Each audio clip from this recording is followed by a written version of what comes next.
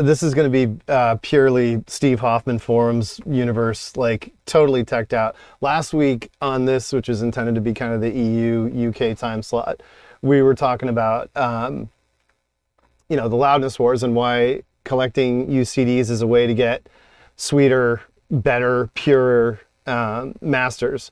Whether, I mean, so mastering is a whole different thing from mixing, etc. But I pulled a few some not so infamous and should be examples of how you're getting a completely different presentation of a song or an album. You know, we talked about some of them, and I'm going to actually show some of that data in this, like actually pull the waveforms over and stuff so we can look at it. But this one is actually hilarious to me because I had never thought about it.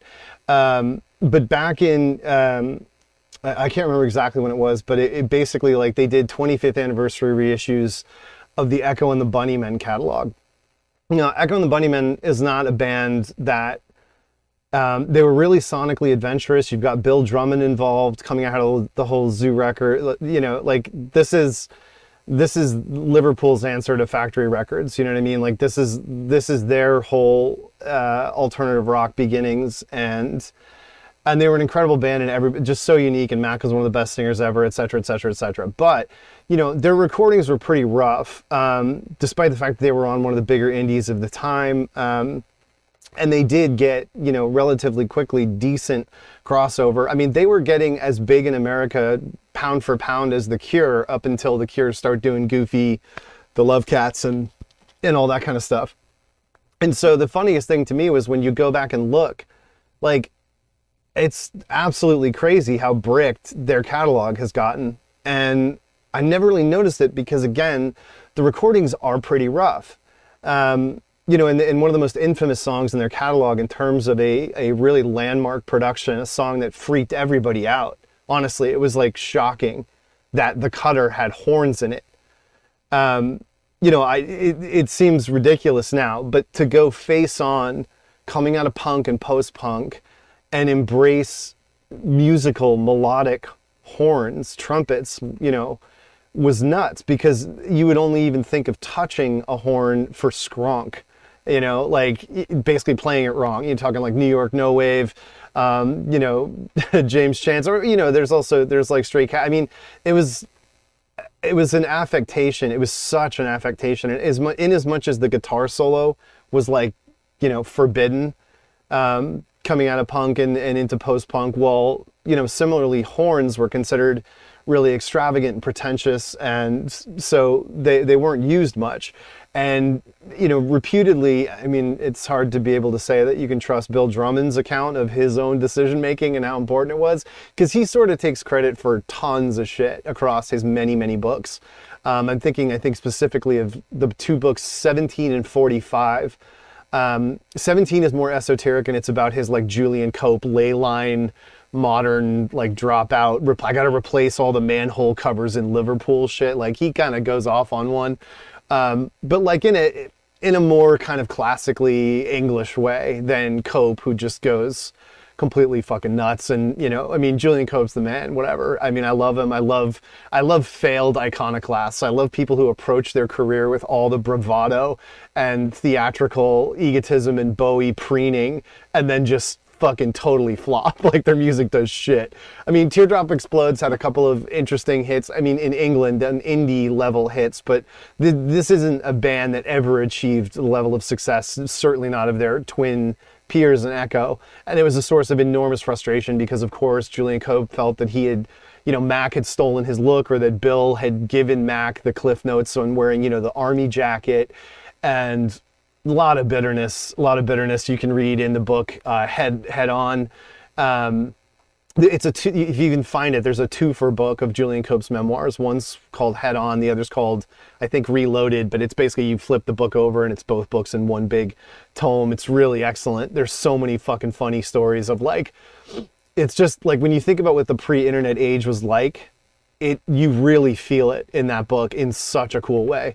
Like, they're literally living in a farmhouse doing this record and there's nothing going on. Like, whole months go by where they just smoke, draw, and sit around drunk and go cow tipping. And, like, that's okay, because like, we've done the PR we can do and the record's not taking off, so we're just, you know, we gotta reload, right? We gotta rearm ourselves by finding other shit to do and finding inspiration. But anyway, U2 versus Echo was a serious debate. Absolutely, U2 was considered a blustery indie thing, and then there's tons of, you know, the people that are likely to be watching right now know the famous story that, you know, Bono and U2 went to visit Joy Division while they were recording Closer. Apocryphally, they tried to get in to see him.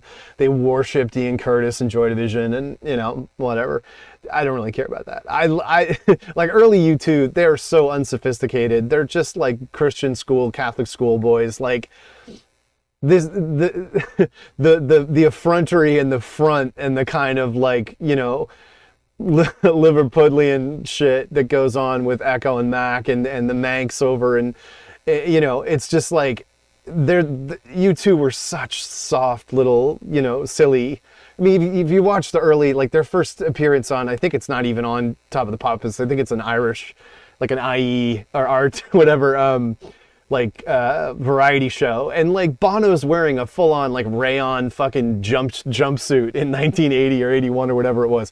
Oh, it's phenomenal. Like early U2 is so bad, so awful, and great for its awfulness. I mean, clearly they started writing and finding themselves and getting wind under their sails. I mean, New Year's Day really to me is where they just lap everybody, and obviously they take off in America. You know, why Echo is not easy to listen to. Mac's voice is very, I mean, it's so unique and I mean, just theatrical. It's just his range and how he blasts. It's not commercial music. It's unique, iconic music, and Echo is its own thing, its own universe. And I mean, for me, you know, the title track of Ocean Rain in '84 is one of the best pure, you know, alternative rock ballads ever recorded. I don't know that anything The Cure wrote, one of my favorite bands, can even come close to Ocean Rain. I mean, and it's a personal thing for me for reasons I'm not going to get into, but it has some really fucking heavy connotations for me.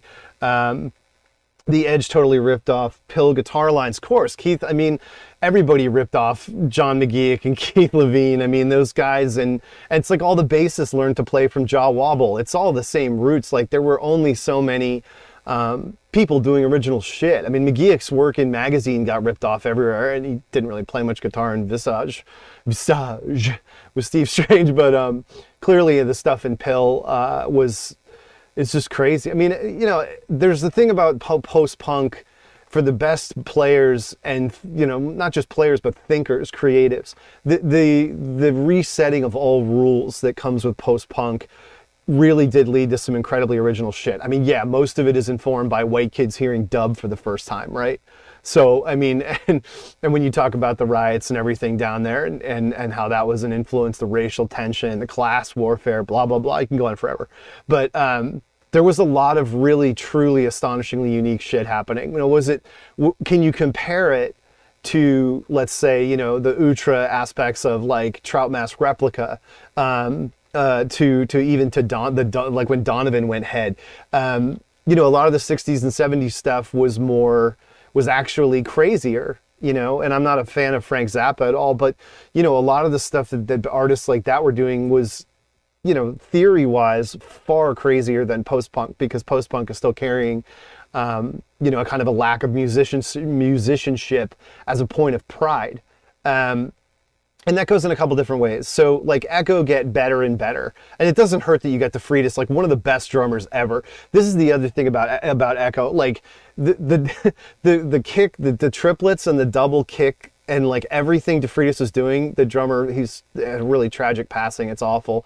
Later in the Echo story you can read about. He was such an incredible drummer. I mean, one of the most underrated drummers ever for being in a band that was a definitively 4/4 Anglo kind of, you know, gloomy doomy band. Not to the extent of like the Cult, but, you know, Echo is such a 4/4 band. very much like The Cure in that respect, a New Order, but without the electronic shit that comes to take over their story. Anyway, so there's 3 things here, and this is all going to be stupid because it's going to be on YouTube, so you're not, the levels are going to be crazy and like, wow. But it is interesting as hell when you look at this. So this is the original recording, and at the top, this is the original master of the Cutter from the original release of Porcupine. And it's just like the waveform you would see for any classic, early CD. This is like they're keeping it under a decibel. Like it's super low LRA. The dynamics and the frequency response of this, they're kept so small. And the reason you do that is that you preserve the same frequency response you're used to seeing in vinyl. Now, this actually is a pretty tightly compressed waveform, so you can see that this recording is not like a jazz recording where all of a sudden you're going to see a saxophone go flying out of the mix, or a huge ride ping or something is going to be this enormous spike. You don't see that here because it's 4/4 chugging guitar music, and the bass tends to have this effect. Even if you go before the Loudness Wars, just rock bass, the fact that rock bass tends to be very insistent and straight, unless you have more technically crazy bands where the bass is spider walking and moving in and out, the presence of those low frequencies keeps the entire thing sort of compact without having it be compressed, which is the classic thing that you see emerge during the Loudness Wars, which is a thing called limiting, excitement, and compression. These 3 interoperable factors, which are totally non-musical, post-affected digital effects, change the dynamic range of recordings massively. And if you couple them, which is always the case, with changes in equalization to offset how the presence of the recording is shifted from the use of exciters, etc. Man, do you absolutely ruin classic recordings. It's crazy. I mean, as you get toward the end rush of this song,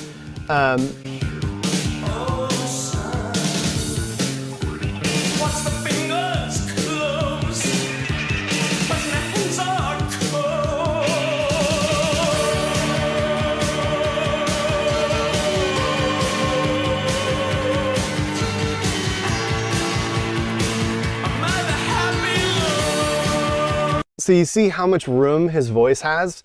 Like if any band, any singer needs that, deserves it, and it's a part of their signature sound, it's Echo. Like nobody's higher in the mix than Mac of any of these bands.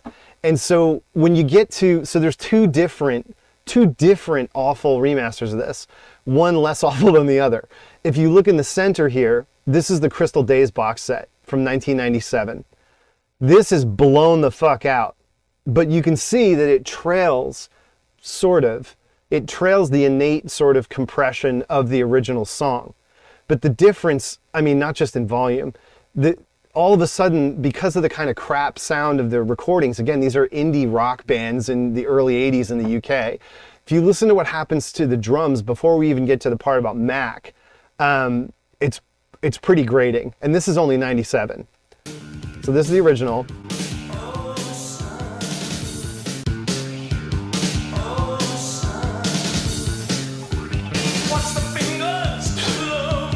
Ridiculous. That snare, like what?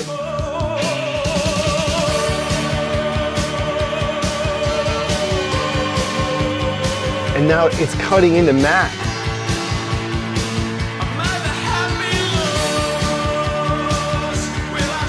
And that shimmy, the 16th shimmy, like it's completely destroying all the dynamics. And unbelievably, it gets worse.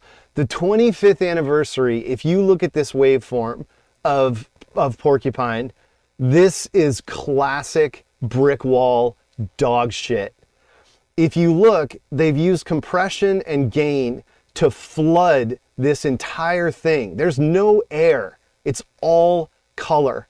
The entire waveform is just, it's like paint. There's no breathing room here. Look at the lack of agitation in the waveform. It's fucking gone.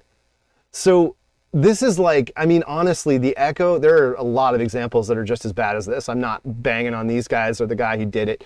But when you see what happens when you take it, like the 97 one is a classic example of how you know, mastering for loudness and improved peaks causes unintended asymmetries in the original mix. And it sucks, but it's still sort of just loud. It's blaring and it throws things off kilter versus if you were to naturally amplify on a system, the original quieter mix. By the time you get to the last mix, let's do them in sequence, all right? I mean, that snare is nice and mellow. It's not just the volume being lower.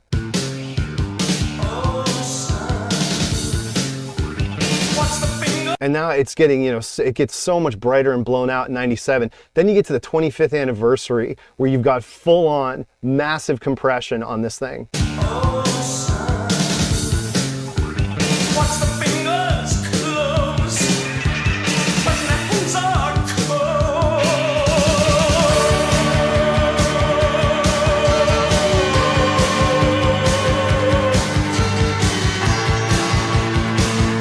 And you can just hear these envelope filters just fighting each other.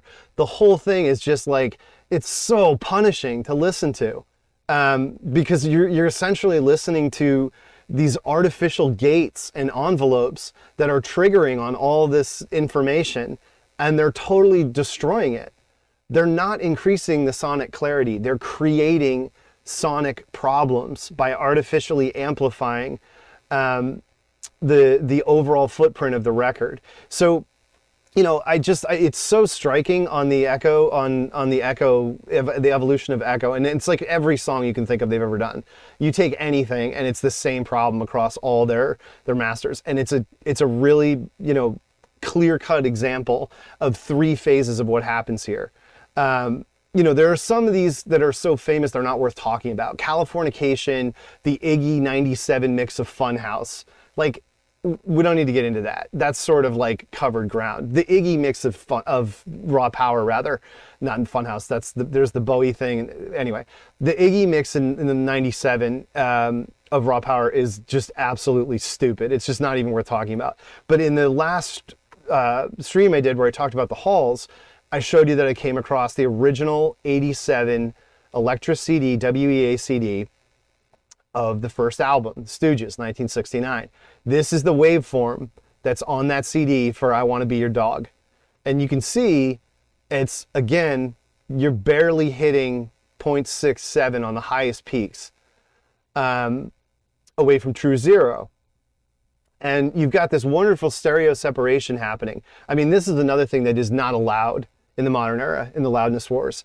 You're not going to see a left and right channel with this level of, like, this people would freak out if you submitted a master like this. This is like Beatles shit. Like, why? Look at the, you know, the right track is like completely out of like all measure. You would not do this in the modern world because everyone's listening to everything on fucking headphones. So this is like verboten, because on headphones, old Beatles records and things like that, they're really like weird. It's messed up. They're intended to take advantage of speakers and fill up rooms and give you sonic isolation. That can't happen when you have cans over your head or earbuds in your ears. And so this goes away. And what happens, this is, I'm not going to get into any of the other ones. The one that is, the only one I think it's fair to compare any Stooges masters to is the 2019s, because this was an attempt to like rectify this whole famous, infamous disaster. But here's the 2019 of I Want to Be Your Dog. Like, how can you possibly, like, it's just disgusting. Like, it's just so gross, man. So here's like a quick example. Actually, this is more interesting if you mute the one channel and do an AB on the original. The intro is also longer by a little.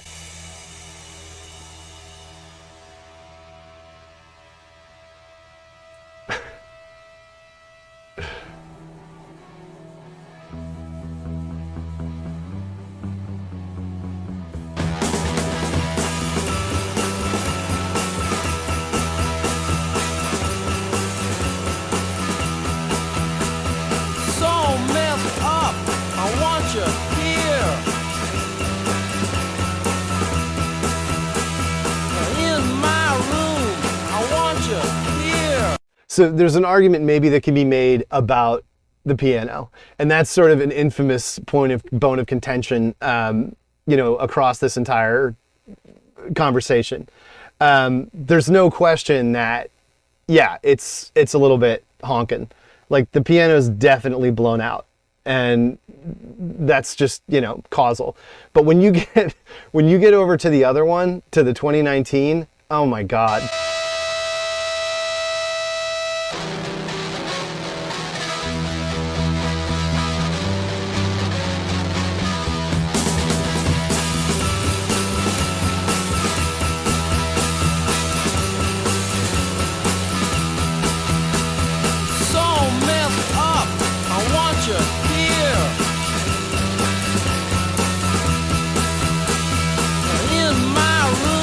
So, I mean, one of the main things I noticed about this that bothers me is I think it ruins his vocals, because the vocals they're fighting with so much more mid-range from brick walling all this. If you go back to the original, his vocals can ring out a lot more. I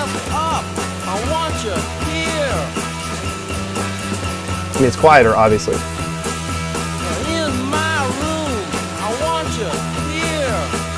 So, like, his vocals are kind of drowning the way they should. Where in the blown out 2019,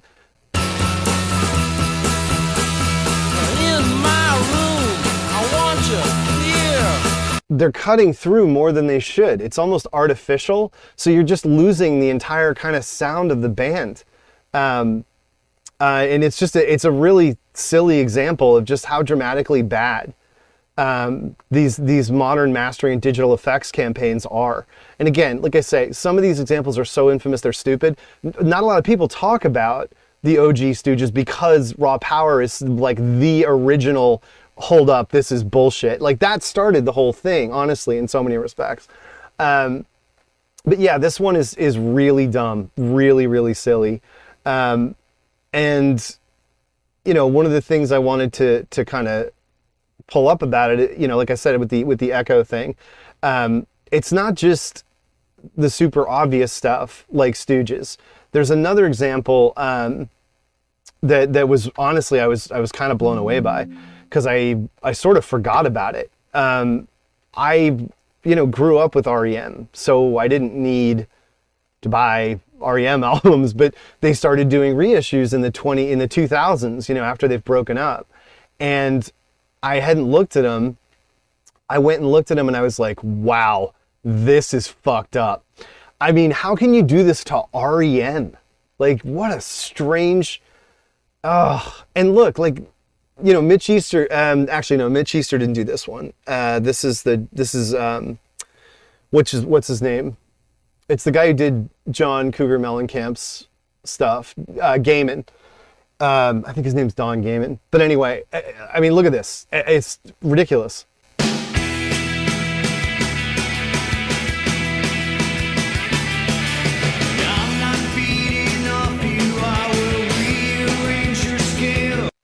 And then you get to this. So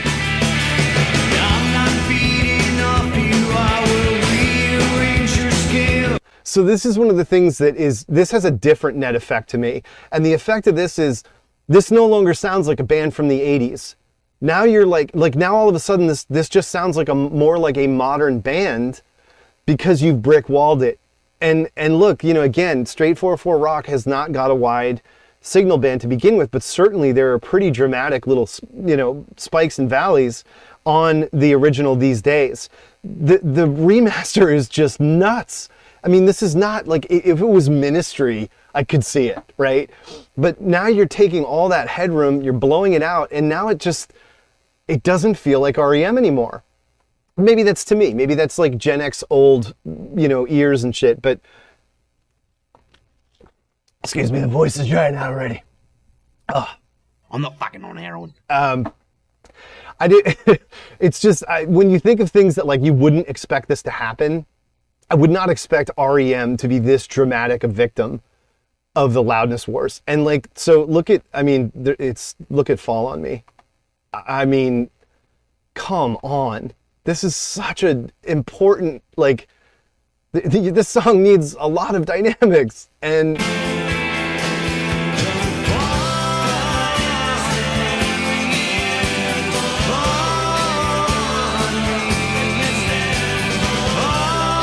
So for a band that's so influenced by the Byrds, like think about those awful Byrds remasters, similar problem.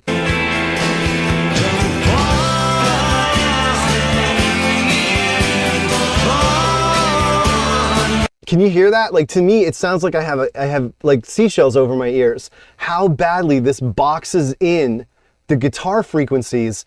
It's like the mid-range gets completely blown out, and you lose all the subtlety of the original mix and the interplay melodically between the vocals and the guitars, and it just becomes this punishing wall of Pete Buck.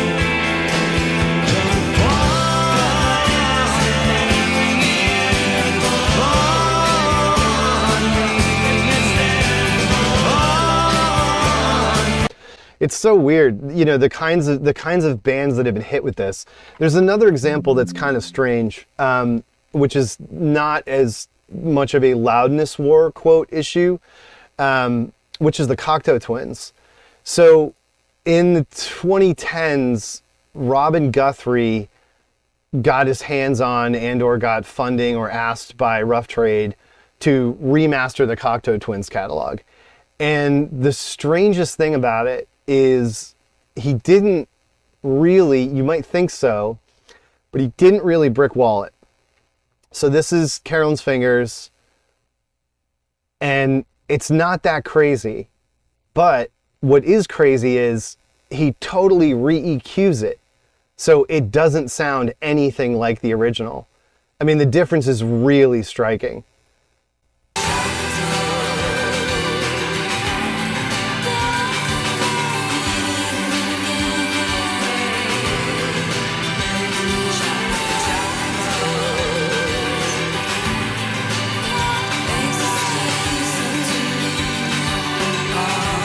So you're getting a lot of distance, which is critical with effects, guitar effects, heavy music.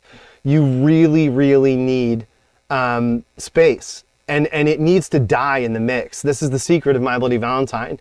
It's all got to be, you know, muffled cotton.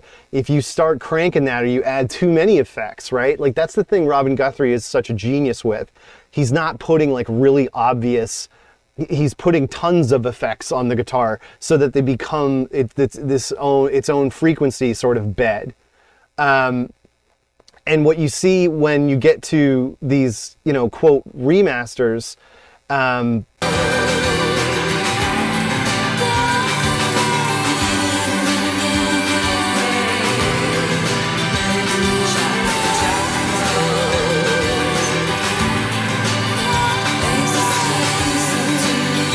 like, again, we're doing this over a YouTube. I don't know if you can hear how brutal the high end is on these. Like, this is why older people shouldn't be allowed to remaster and remix their own shit. Because it's what Robert Smith's been doing to ruin all the Cure remasters too. Like, your ears are gone, dude.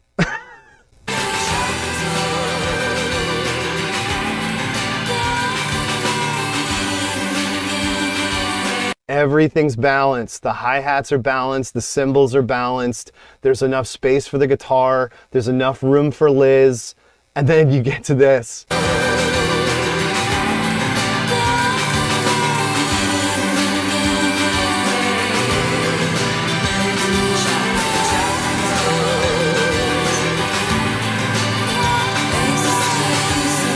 And it's just the S's are just, they're ripping all over the track. And I mean, this wasn't even the worst one. The worst is Treasure. I mean, he absolutely bombed that thing. And I don't even know, I just thought of it because I don't even know if I have the 18 and the original ripped.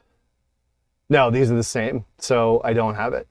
But Treasure is so much worse, like, and it's, you know, like their signature kind of leaving the plane work where, you know, they really establish themselves. Oh wait, I might have it.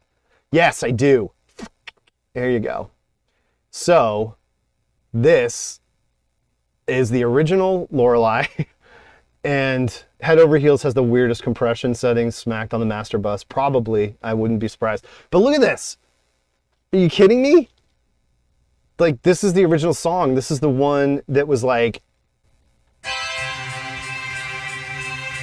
I talked about this in an old DSLR video I did 10 years, 11, ago. And like, this is shoegaze. The song Lorelei starts shoegaze. Like, everything to do with the notion of blurry, fuzzy guitars, it's this song and it's Jesus and Mary Chain, and that's it. Like, it all comes from this song. And in the original, you've got like really bad, I don't know, a synth person, I don't know, these are DX7 bells, but this bell is awful.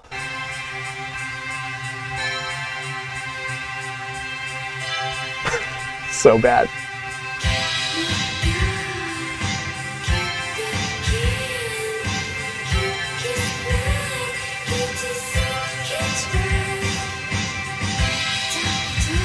So you get a lot of space there, and then when you get to the remaster,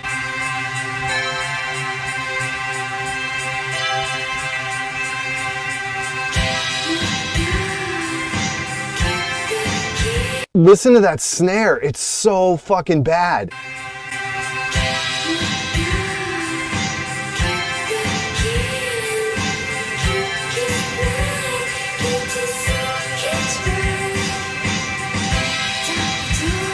The ring out, and so where it gets really bad is when the whole song comes together and the bass throbs in, which is somewhere in here.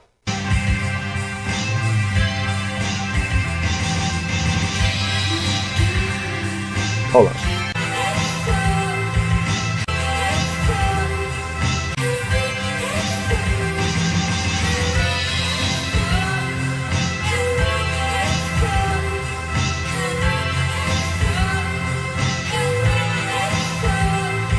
So her voice is like there, and the guitar isn't like in your face. When you get to the remaster, the guitar is like, it just eats everything alive.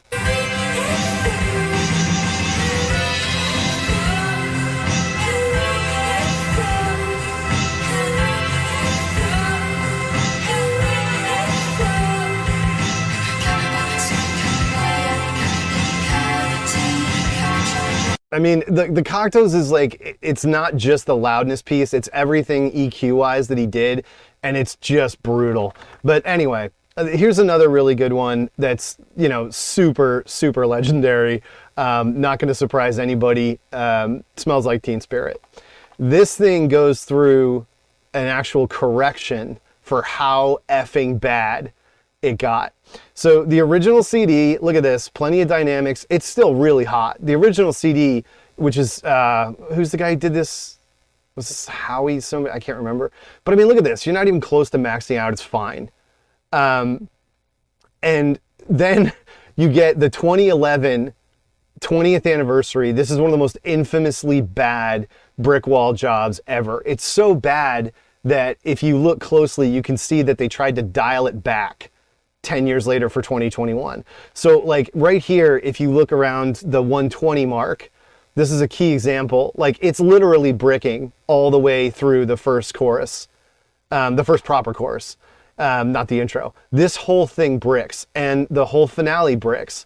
But it was so bad in this particular passage right here. This is the original.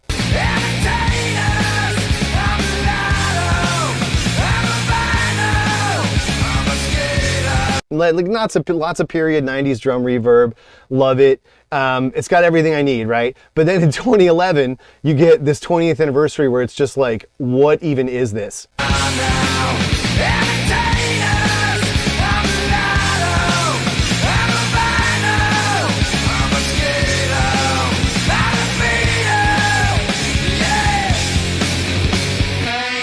The kick is just ridiculous.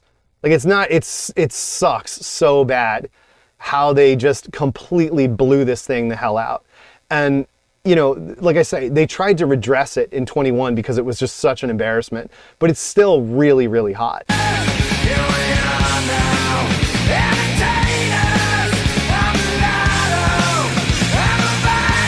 So you got that awful heavy kick that, because it's a bass heavy rock song, is basically distorting. It's blowing, it's not clipping, it's blowing itself into the waveforms of the other instruments. So if you go back to the original,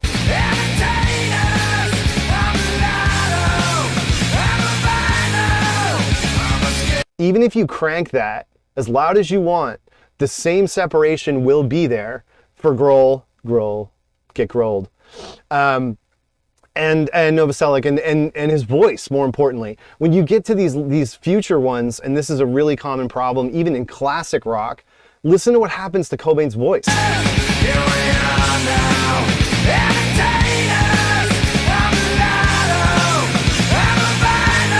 The whole thing just starts fucking buffeting like crazy. And this is the principle, this is the sonic principle that I would assign to it, is buffeting. You're creating no space for anything to be amplified. I can't turn this up and make it sound any different. I can only make it sound worse. If I take the original, I have the ability to do lots of things with it and find my comfort level and also the level of excitement. Like, I can make this a more exciting listening experience if I crank it. If I crank this modern shit, it's just gonna sound like barf. And you know, again, last week I was talking about the 80s Zeppelin CDs, and there is such an astonishing example of how sideways this whole thing can go. And it's Babe, I'm Gonna Leave You. So, wait a minute, I gotta keep track of which ones I'm opening because they're gonna move backwards. So this is the 87 Atlantic CD. This is the 1990 Merino. Hold on. This is the 1990 Merino. It's not that crazy, you know? Then there's the 93 complete studio recordings. There's 2 Zeppelin songs here. I'm going to do this too. The 93 is a little hotter, but it is the same source as the Merino. So that's, if you go from top to bottom here. But look what's happening. The stereo image is inverted. Look at the waveforms. They're backwards. It's unbelievable. Like, it's so crazy. This is like, it's literally wrong. If you look at the top one, the channels have been mixed. They've been flipped. Totally nuts. And this is where it gets even crazier. The awful 2014 remasters. These are like, you can't even believe what you're gonna see. This is the 2014 remaster, and like the volume levels just go totally off the charts. Look at this. You've lost all the dynamics in the middle of this thing. I gotta put cans on to hear this, but it's so nuts. You lose Robert Plant disappears. Like there's a mic pop and there's like mouth noises in the original recording.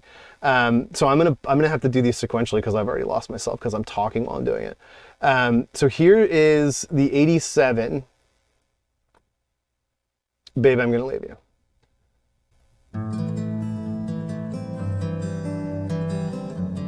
It's way over on the right.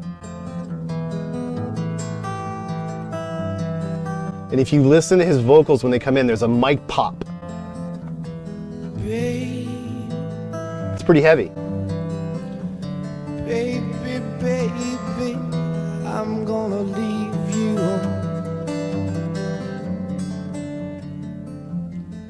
I said, baby.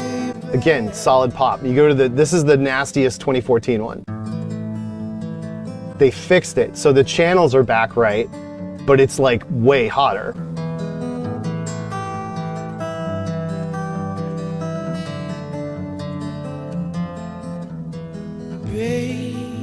So they've tuned down that pop. Baby, baby, I'm gonna. But if you look, this is the 93 that I grew up on. The channels are backwards. What the fuck? This is a direct rip. They're inverted. I never even fucking knew that. Like, how crazy is this? I grew up with this song backwards mostly. I didn't because I had the tapes from Columbia House. There's that pop. Baby, baby. But it's backwards. And the craziest thing across all of these is, this is what I was talking about with Smells Like Teen Spirit. The dynamics of the loud parts, the quiet loud parts on this, is absolutely destroyed by remastering. So this is the original. You gotta listen for the sting. You gotta listen for Page's stinger. He does this thing where he rips down the neck. It's not a sonic thing, it's a sonic thing, it's not a musical thing. And it just goes down the neck. And that's how he does the accent that keeps the tempo screaming.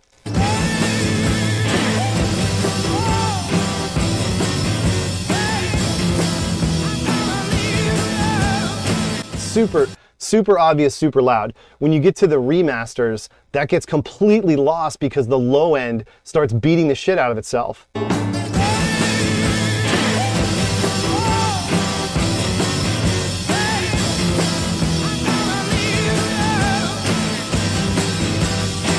Like, it's still there a little, but it's nowhere near where it should be. In the 93, that's backwards, which is based on the Merinos, it's there, but it's almost artificially there. So if you go to the 90 crop circle box on it, this is the crazier part.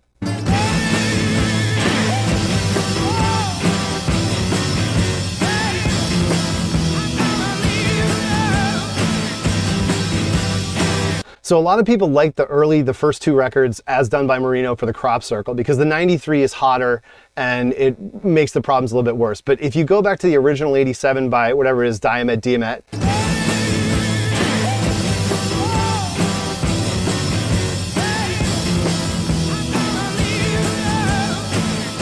it's night and day.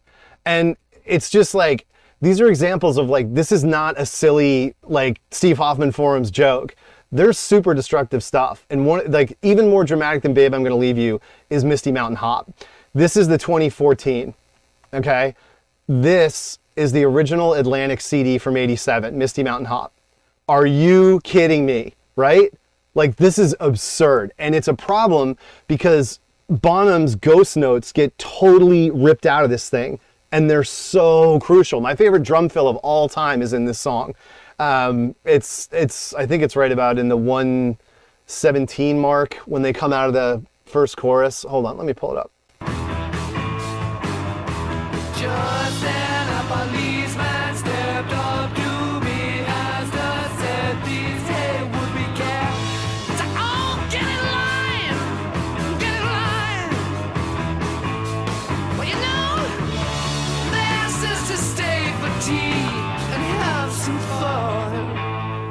Oh, oh, oh. He said that his friends will all drop by. Ooh. Ridiculous. And then you listen to the remaster and it's like, what am I even hearing? Like, it's so bad. Let me just spot check that was the fill. I don't remember if it was the verse before that. He said that his friends will all drop by. Yeah. So that's it. I love that little hi-hat interplay, man. He's the fucking master of that. Doing the offset on the hi-hat. Well, he's the fucking man. Anyway, so when you listen to the remaster, it's brutal. They asked us to stay for tea and have some fun. You know, they asked us to stay for tea and have some fun. Oh, oh, oh. He said that his friends will all drop by. Ooh. The snare, again, this is the thing, like the snare is way too mid-range. It's not that the attack is wrong, you know, the levels are probably just about there. It's when you blow out the entire frequency response up this high, you totally create so much crossbleed. Like on the rock songs, it's so much worse. And, you know, for Zeppelin, it's just really dramatic. Like, this is the Atlantic when the Levee breaks. I mean, there you go, right? And then you go to the deluxe and it's just like, you know, you're easily like a half a dB hotter on it. And I think the thing I think about with that is the subtlety of the ring out that Page does. Probably my favorite single moment of guitar tone ever. I think it's this part right here.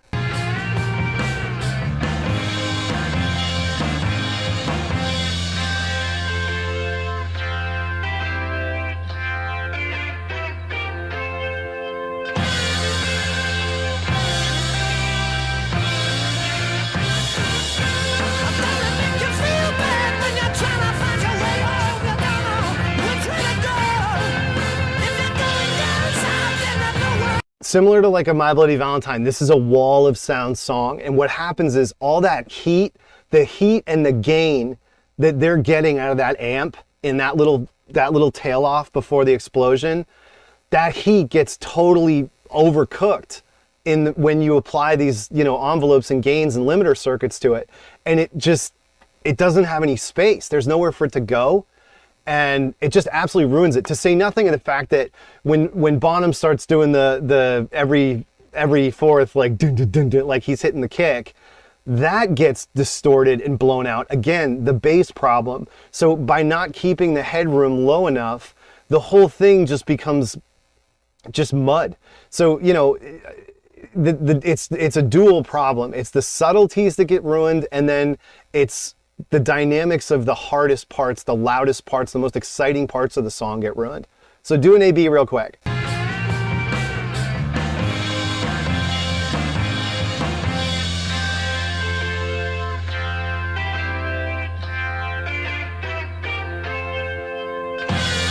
There's a way that sound is supposed to like almost make you wince. The phase inversion that happens right when he goes to that last chord. And when you listen to it on the remaster,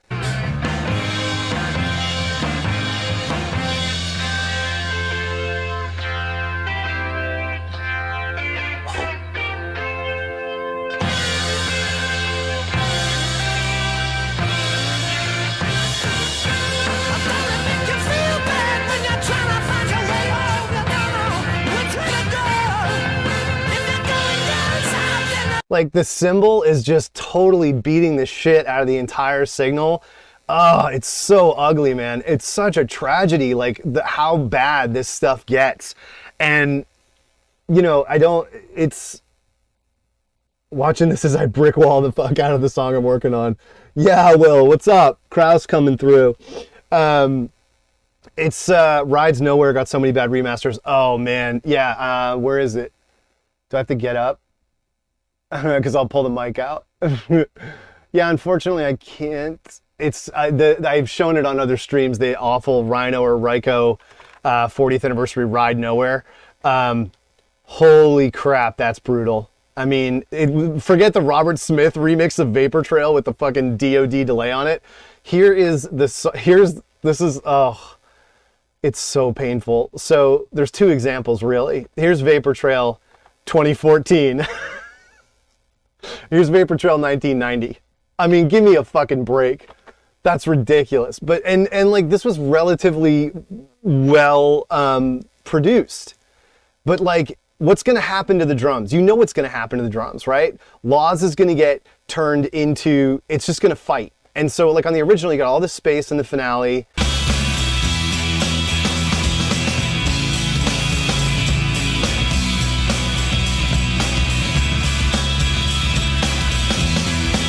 Right there, that last part, the bass is mixed, Andy Bell is mixed really fucking loud here, and it almost takes over the whole track. Listen to this monotone bass swell just blow out the whole track.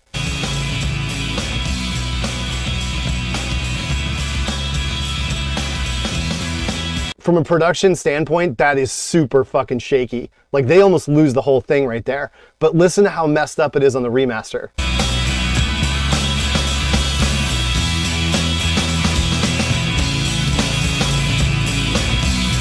Oh man, right there. Like, did you hear the distortion? How badly that just shits the bed? Oh, it's ridiculous, man. It's just like, and this is so post Loudness Wars. They tried, if you look, like, they're clearly trying to preserve the frequency response and headrooms. They don't want brick wall. They principally don't want brick wall. But there's like a misunderstanding here, which is the sense that as long as we don't brick wall it, as long as this doesn't hit one and flatline and become a, you know, just, well, I'll just pull it up. As long as we don't do this, which is Linkin Park's Numb, like that's off the fucking Meteora CD. Can you believe that?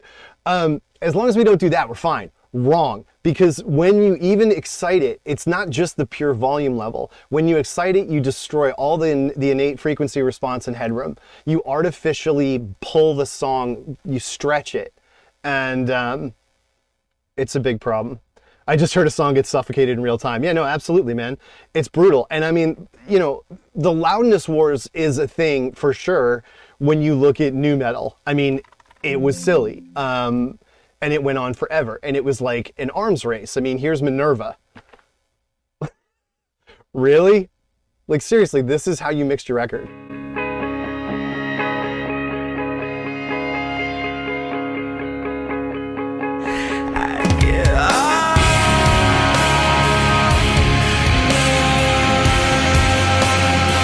I mean, like, that's where it ended up. That's how bad this whole thing got. And this isn't a remaster. This is straight out the box, right? All of them did it. Ross, you know, maybe it is Ross Robinson. I was talking about him in the recent Cure podcast I put up for Shallow Rewards. Here's Adidas. You know, even Adidas isn't that bad. I mean, it's older.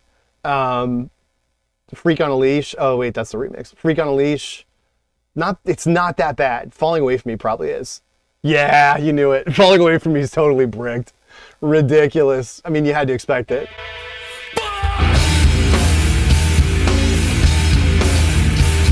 Oh man, this is like, all you millennials have got to be fucking deaf from this shit. I don't even know. Just silly. But yeah, I mean, even Ride gets hit with it. When you reenact the drum fill at the same time as the person streaming, the friend simulation begins. Nu metal masters are insanity, but it's almost like forensically hilarious, Will. Like, you can't believe what bands were doing. It's almost like they were thinking that they needed to do it to compete in the marketplace or some shit.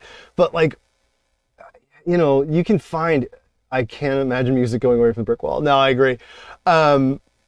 But it's weird too, because I mean, I don't want to just randomly start pulling stuff, but like, there are weird examples of this. Like, what's that one Low record? Like, there's a Low record that's brick walled. Is it Drums and Guns? One of their records is so ridiculous. No, it doesn't look like it's Drums and Guns. Is it The Great Destroyer? California, is that the one? Yeah, that's Low. That's the band Low. If you don't know the band Low, they're an intentionally, I mean, obviously they evolved away from it, but they are a very intentionally mellow, quiet band that broke through on Vernon Yard with an album called I Could Live in Hope. And this is what it looks like. And it was produced by Kramer. Kramer did Galaxy 500. He is infamous for this. And I know because I just worked with him. He mastered 1 Mile North's The Sunken Nest, which we just put out with Mutual Skies. And I preferred his master, but it was way too quiet. It was literally too quiet. And I was like, look, there's some practical realities here that I love. Like, the difference between Kramer's mastering and the other person that did it, it was astonishing how much more I preferred Kramer's approach. But it was too conservative for me.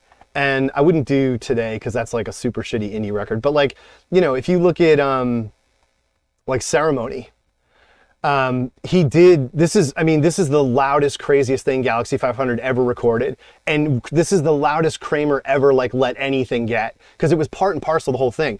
At the end of this song, someone knocks a mic over. They knock the mic on the ride stand over. You can hear it. It's like it's within some part of the end of the chaos of Galaxy 500's cover of New Order, Joy Division's Ceremony.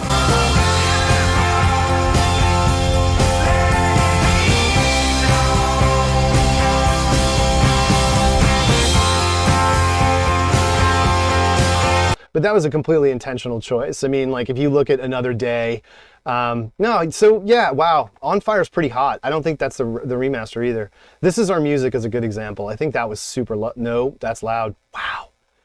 Well, I guess he didn't do it that crazy. But anyway, with Low, like, you know, the idea that Low has a song that looks like this in their Sub Pop era, pretty nuts. Yeah, so it's just, you know, it is a real thing.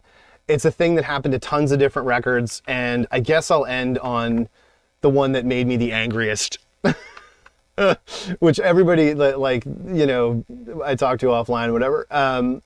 This is an actual straight forensic rip of the MFSL for Revolver by Dr. Ebbetts. It's a 24-bit FLAC. This, like, I had to buy hard drives, because back then a hard drive was like a gig. I mean, the big old fucking chunk hard, it was like a gig tops. I mean, I remember 250 megabyte hard drives were a thing in my time. But the Ebbetts rips are like the absolute untouchable authority on Beatles stuff to me. And this is the MFSL of that. Now, this is Taxman, which, you know, this appears all over the discography in a lot of different presentations and from a lot of different reference tracks. But what just happened, as like everyone knows, is they came out with this huge Revolver remix project. And this one's not really a good argument for Loudness Wars because it's a full remix and it's just ungodly bad. I mean, it's unforgivable how bad it is. And like this is the original Capitol CD, and it trails the Ebbetts really well. It's pretty crazy how close those are.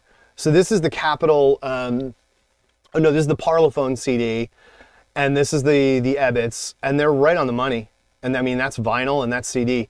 They're really close. You can see, obviously, there's going to be slightly more dynamic response from the vinyl. But like, you look at what they did for 20, like, are you fucking having me off? What are you doing, dude? This is Taxman as presented in 2022.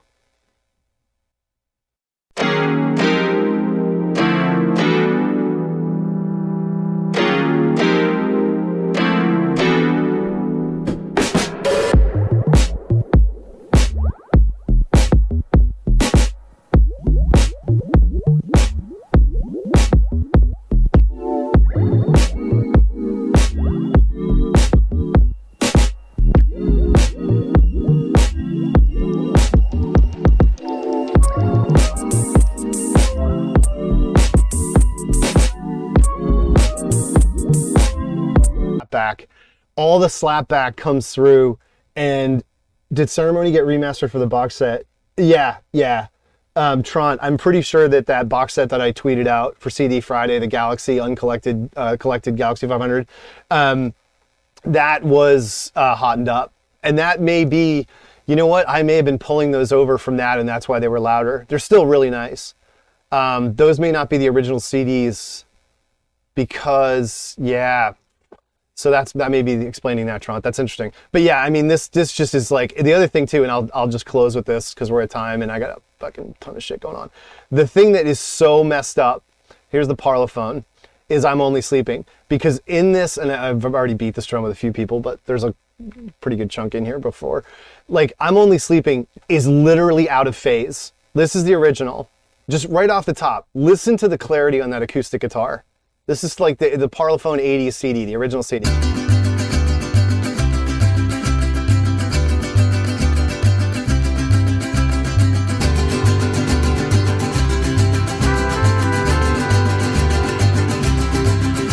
This is the remix that they came out with. And I mean, again, this is not a remaster Loudness Wars thing, but if you're talking about the way that people are approaching the production of music in 2022, this has to stop. I mean, it's honest to God. If you click this back and forth, it should hurt your ears. It's out of phase. Here's the original.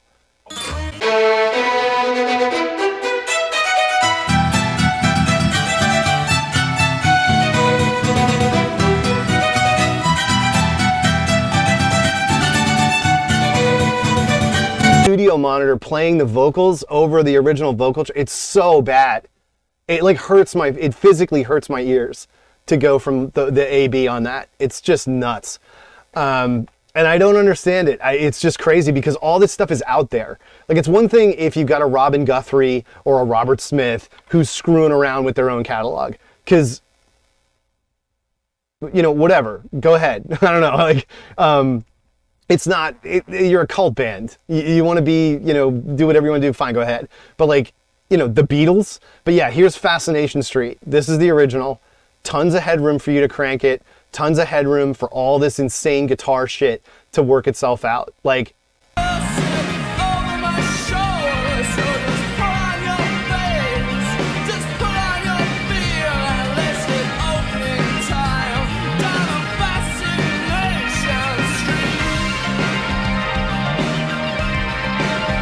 now, I actually don't mind this. This and Kiss Me were actually done pretty well okay. It's really like, Disintegration was so flat and low register, the LRA solo, that this actually isn't horrible. And I mean on a stereo. If I listen to this on my stereo, I don't mind it because I get a lot more clarity on the drums, which are a bit quiet in the original mix. Like, I kind of want more kick there, and you definitely get it.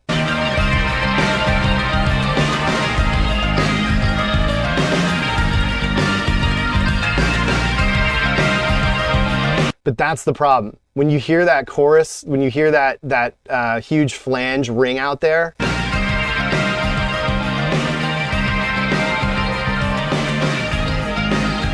it's so much louder on the remaster that it's like unnatural.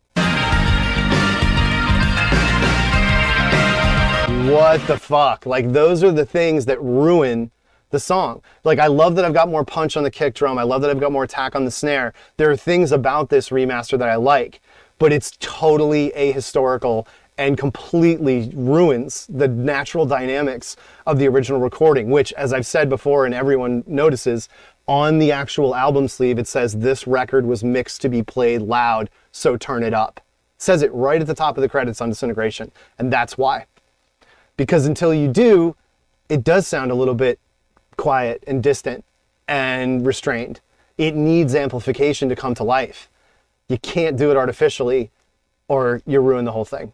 So that's my big treaty stream on the Loudness War. We'll see if we get into any more of this. I don't know. I'm gonna have to see how it sounds. I have no idea how bad the levels and shit were. If this was a disaster. But anyway, thanks for coming out, everybody who showed up.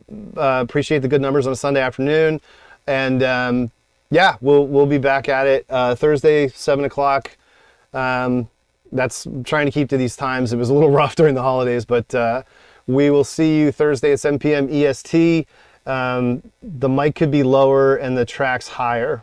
Yeah, I mean, it's tough to get that all right because the levels on the audio are all wrong anyway. So sorry about that, but you know, hopefully you enjoyed it. And I am gonna, I always, you can't, the stream can't just go live. I have to download it and put it up on YouTube. So in the course of doing that, I will normalize the volumes somewhat. So hopefully it'll be a little bit better and more enjoyable once I've, you know, post-processed it.